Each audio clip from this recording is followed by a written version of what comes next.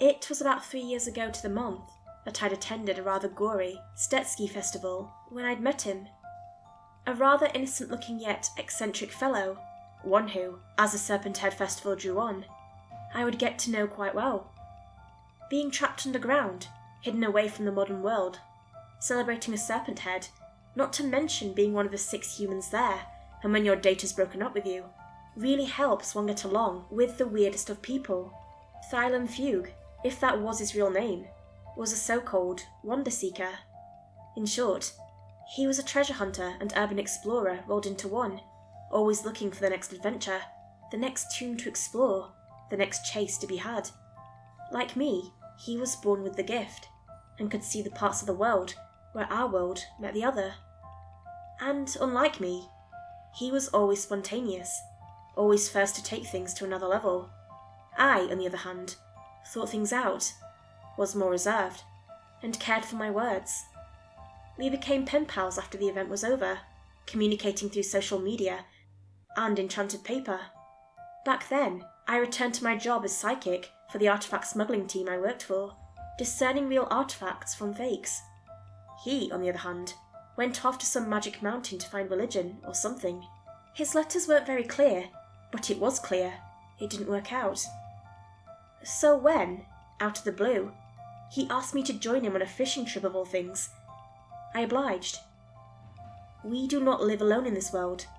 Around us, just beyond the sight of what we are willing to believe, is an uncharted secret lair. A realer, more colourful world is just beyond the reach of all of us, and yet we choose not to believe. We are surrounded by spirits. We are encircled by demons, by the bones and ruins of long-dead things we don't believe in anymore. Once upon a time, the world was a more colourful place, back when we truly believed and could see it for what it was. But now we tell ourselves the things beyond the veil do not exist. I suppose that is why it is called the veil, perhaps, because we have chosen, all but to forget, the true world around us. Calm sea, check. The stars were bright and watching. Constellations aligned, check. The man in red and black beside me looked at a compass, which spun, then stopped. Compass set. We stood in the middle of the ocean, somewhere off the coast of Maine. So, what are we fishing for? I sat down, taking a seat on the odd little steamboat. And where'd you get this old antique from, anyway? He smiled, this ridiculously devilish smile. The Wolfidee, he exclaimed, hands raising into the air. I blinked confusedly at him. I personally had never heard of it. No, the legendary whale snake of wishes. No? He sighed. There's an old children's poem that talks about it, not too documented, except in a few circles. Thylum shrugged and brought out a small manuscript. Plus, we're not just looking for the Wolfidee. Oh dear, I could already sense the further agenda present tonight, mental shield or not. Thylum, we aren't looking for this thing, are we? He continued to smile, shaking his head. Thylum, what did you bring me out here for? He checked his odd compass, and then his watch.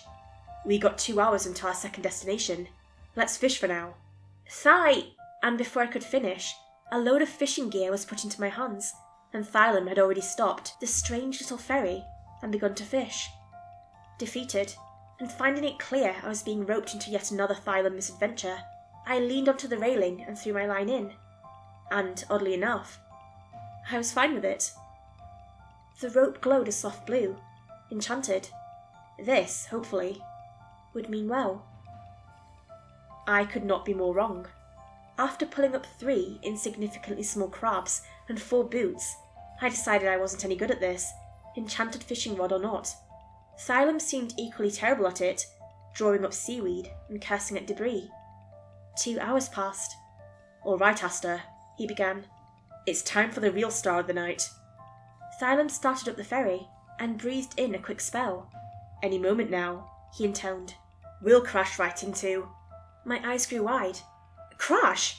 Yeah, just about. And then we slammed into an invisible wall, otherworldly sparks at the front of the ship. A symbol appeared, shining an X barring us from entering. Now. Beyond the barrier, there was an island, one that hadn't been there before. I reached out into the other, whalebone gloves enhancing my power. Yes, the island had always been there, merely shrouded and shielded by an ornament of sigils. Beyond the sigils, it was cursed, intentionally, with a whole lot of turnaround spells, causing any non-gifted to turn around, get lost, and end up back where they came from. I looked at Thylum and shook him by the collar. "What the hell is this place?" He rolled his eyes. Aster, let me explain," he promised. "This here is the company classified storage facility." Of course it belonged to the company. The company which policed cursed artifacts and swore to keep the weird locked away was practically the sworn enemy of my friend. Technically, I was also wanted for unauthorized magic, so I had little reason to stop Thylum from whatever it was he wanted to do here. "I just need 2 people to break these barriers," he told, gesturing to the invisible wall. "You should hate the company as much as I do." "They also want you taken in, no?" I shook my head. "I don't hate them for wanting to make the world a safer place. I dislike them because the way they go about policing things is a little too extreme," I confessed. "I don't need to be in any more trouble than I already am with them." I paused. "And you don't either." He sighed and murmured something. "Please, Aster, just this once. Help me with this. I only trust you to help me with this." I shook my head again. "Look, I've put my own share of renters into the company, but this," I gestured to the island, "this is a classified storage facility. Imagine how many guards are in there." That's when he smiled and held back a laugh. "Come with me." And I followed him into the steamship, down into his little office and bedroom. He handed me a piece of paper, marked by 7, the symbol of the company. "This place is CCSF 28, he explained. "And if you'll read that piece of paper." My curiosity came into play as I read the words aloud. "Company Storage Facility 28. Schedule for destruction as soon as possible. All important materials process transfer. Minimalize personnel on the island." My eyes widened as I skipped to the end. "Invoke the 4th ritual of Kalayu and burn the island." Thylum shrugged and sat down, almost defeatedly, yet hopeful. "Minimal guards on the island. Schedule for destruction," he repeated. "I've got a couple of shipping records. He found a stack of papers. "Borrowed. That say they're shipping the last of the goods out." It seemed minimally invasive enough, but I had other questions. "I've never heard of a company storage unit being scheduled for destruction," I noted, "nor a higher classified one." Thylum nodded in approval. "If you remember my letters, I worked for the company a long time ago," he reminded. "And if there's one thing about storage facilities, is that they stay there. They don't move things between, and certainly don't schedule things for destruction." He pointed at the shrouded island. "Something happened there. Something I'm sure they want to hide." Company 7 was smart. Smart and meticulous, every worker undergoing years of supervised training and life and death fieldwork designed to separate all sentiments of their previous life from their new work at the company. As meticulous and collected as they were, though, I'd seen them make mistakes. It was always bound to happen. I nodded. "I'll help you, but only if we do it my way." Thylum shrugged and nodded. "We get in, explore, take what data we can. We don't attract attention, and you follow my lead." "Great!" My pen pal walked away excitedly, walking up as I followed behind. The barrier shone dimly in the moonlight. "Now, the trick will not be lowering the barrier entirely." I was familiar with the alarm system, making a hole just the right size. "Do you have a scroll for this sigil?" Thylum produced a laptop, signed in, and found the scanned file of the words we needed. We set the laptop down, held hands, and chanted the words, a language I cannot write down. It would simply take effect, disappearing. Scroll creation was a very specific, strange process, one I had not learned. We continued to speak, entranced, until a fracture appeared in thin air. "It is done," I sighed, falling back, energy drained. "Sailors in." "My pleasure." And Thylum threw his hands up, and the steamship sailed into the crack and through the barrier, which reformed on the other side. There was a lighthouse on the island, the lights spinning slowly. I asked my friend if he could see us, but he assured me nobody would be manning the lighthouse. I asked him if he was sure. "I stole this boat at the company storage facility a year ago," he informed. They've got so many of these, they haven't noticed it's gone. So it was a disguise. Smart enough, I decided.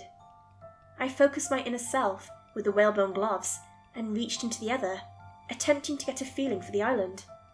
It was small, meticulously built, and with roads connecting buildings, gardens, and offices, each radiating a sense of otherness to them. So, why choose me for this? I questioned, watching the beach draw closer. Don't you have other people for this? Other radically anti-company people? He nodded, then shook his head. Nobody wants to come and do stuff right now, not after what happened with a dragon in Louisiana. Ah, I had been there. A dragon had caused a freak storm, and the company hadn't exactly handled it well.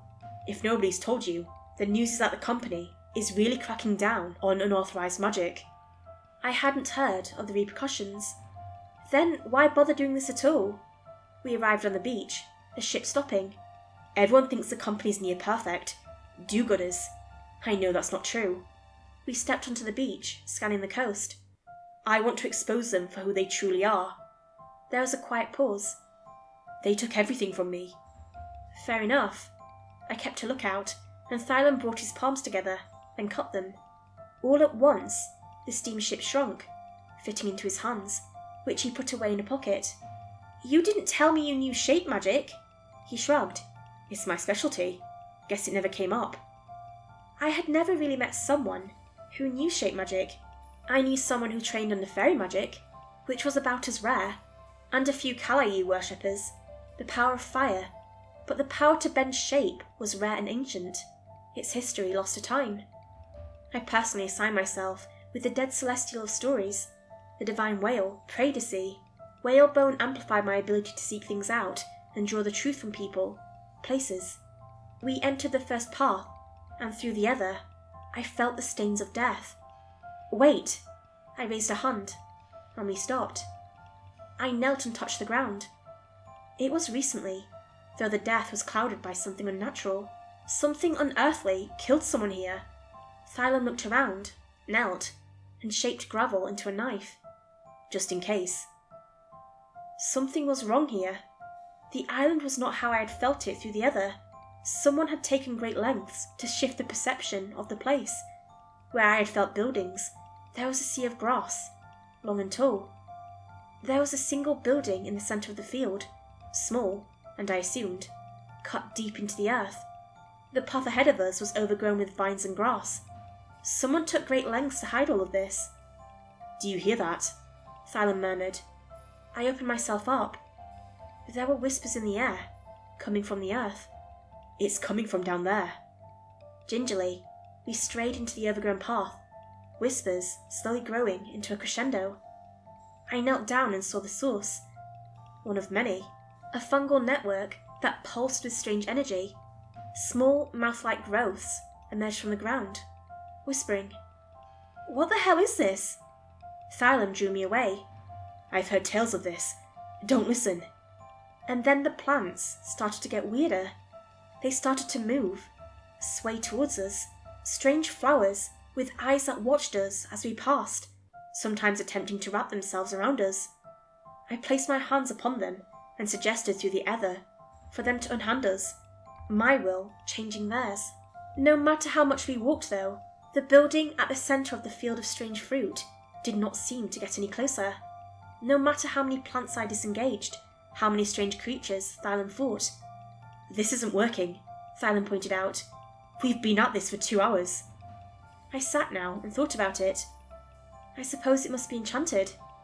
Thylum sat down beside me, then reached into a little sling bag he carried and brought out a mouse made of clay, to which I was mildly confused. This should help us.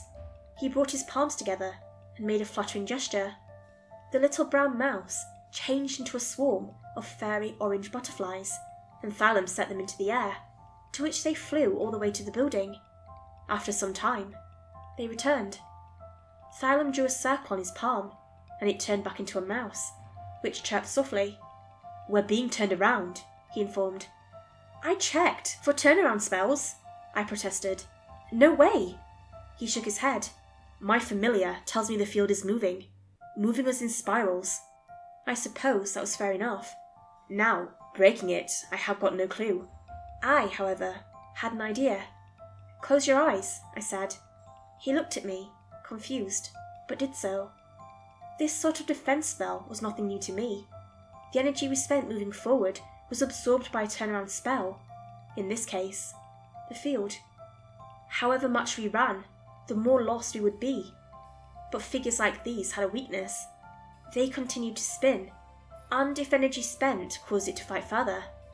I opened my eyes, and we were at the centre of the field, right beside the building. Thylem's eyes were wide, and he looked around swiftly. How'd you do that? Turnaround spells, and by extension, I gestured to the field, seeing it slowly spin. Objects of dissonance, inherently blessed by the turnaround spells, expel and use passive energy to drain and confuse its victims. He had sort of an idea now. You focused our energy with the spell. I nodded. By doing nothing and following along the spin, brought us to the centre.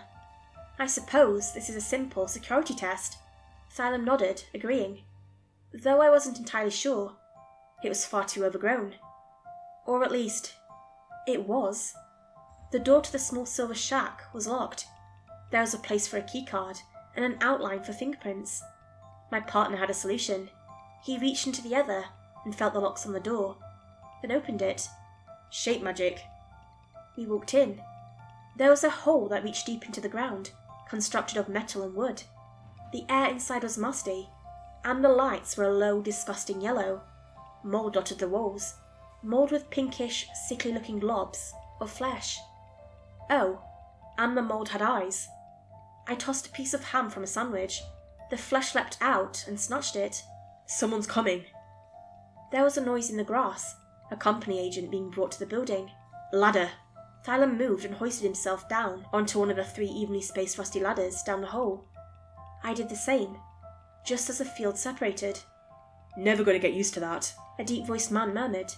Do you want to go get it, or... Someone else was there, a woman. Hell no! Did you bring the salt? I heard something shake.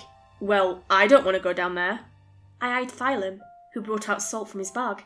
Rock, paper, scissors. Someone has to tell those 4 to get on the ship. Thylam salted them all away, and we began to climb. Rituals in, the woman murmured. Less than an hour.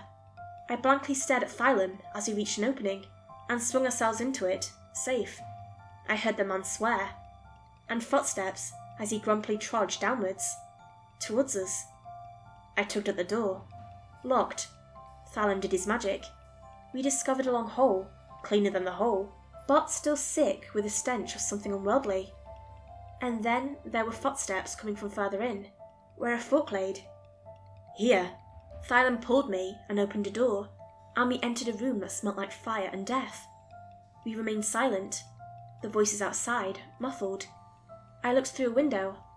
2 men, moving away now, carrying boxes strapped to their backs. Whoa, Thylam hissed, poking at me to observe the room. I nearly yelped from puzzlement and shock when I saw it. It was a sort of computer lab, dozens of rows of computers lined up on desks. The computers were odd, great fleshy wires corrupt with mould and leading into a hole further in, one that pulsed. At nearly every desk there were these... things. They were vaguely humanoid, gaunt and thin, pale and sickly. They stared at the screens and clicked at them, clicked at static and websites I found nauseous to look at. As we walked the room, they did not seem to notice us. I think they used to be. My friend tossed me a ruined badge with the company sigil on it. Human. The pale, deformed people continued to click. Some, I noticed, had fallen over from exhaustion, blinking aimlessly, not yet dead, but not entirely alive. What were they doing here? I puzzled. Thylam found a further door, opening it. Beyond it was a sort of control station. It was neater, and had an array of buttons and screens. Prisoner Control, Room 1, Thylam read, a sign displaying and pulsing brightly. He read off a list, naming vaguely familiar names. These were death row prisoners. I studied the buttons and their labels. One brought noxious gas into the room, another opened up the floor, and another delivered electricity, shocking the workers into action. Is there information on what they were looking for? I found a computer, sat down, and plugged in an enchanted USB into it, cloning its contents. Thylum brushed away and clicked into a computer. "Actually," he began, a grim look on his face. "I do." He gestured to a large screen that showed a large, impossible number. Knowledge. They were looking for knowledge. The number on the screen changed rapidly, hundreds of numbers at a time.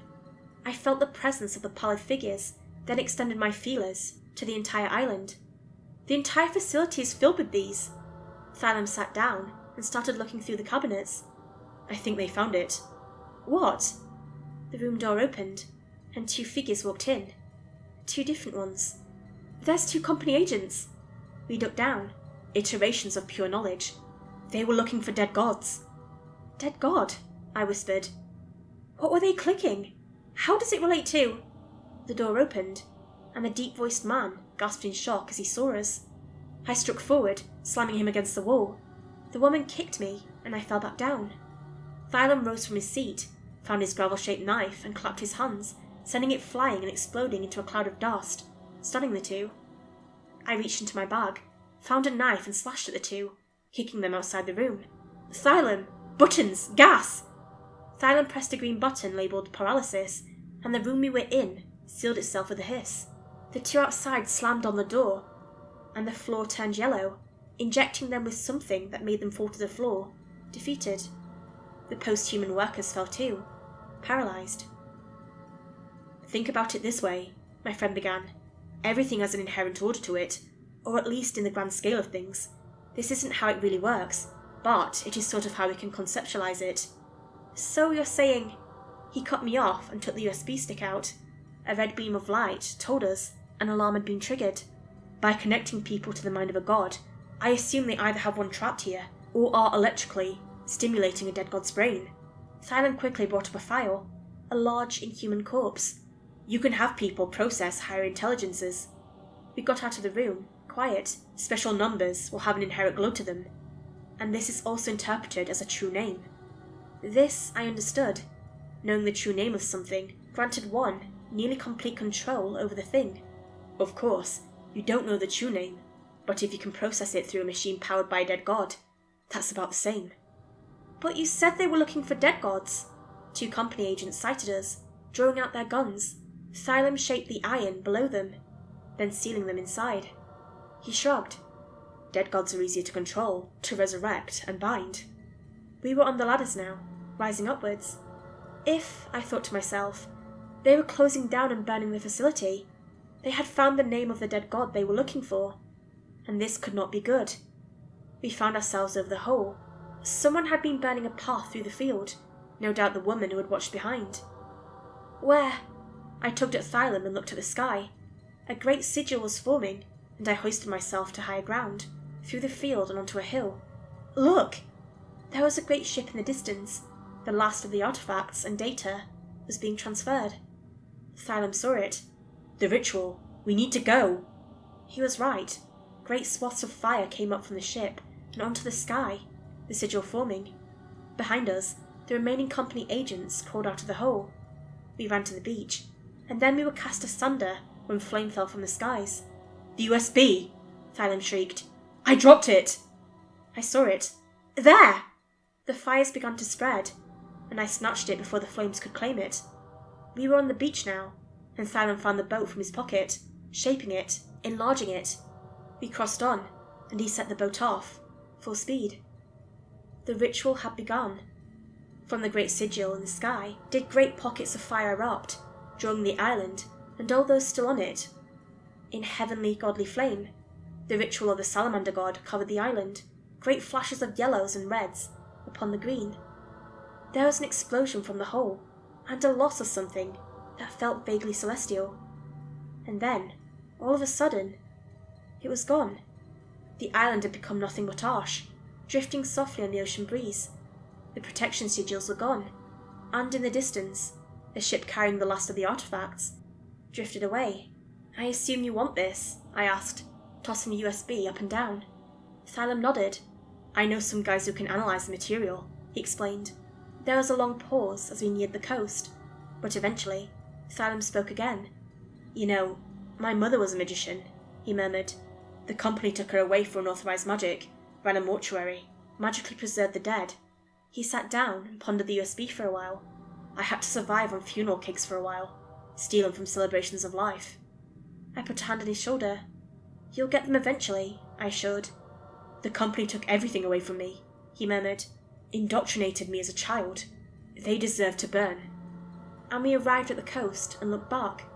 Only a heavy cloud remained, and the last embers of something ancient.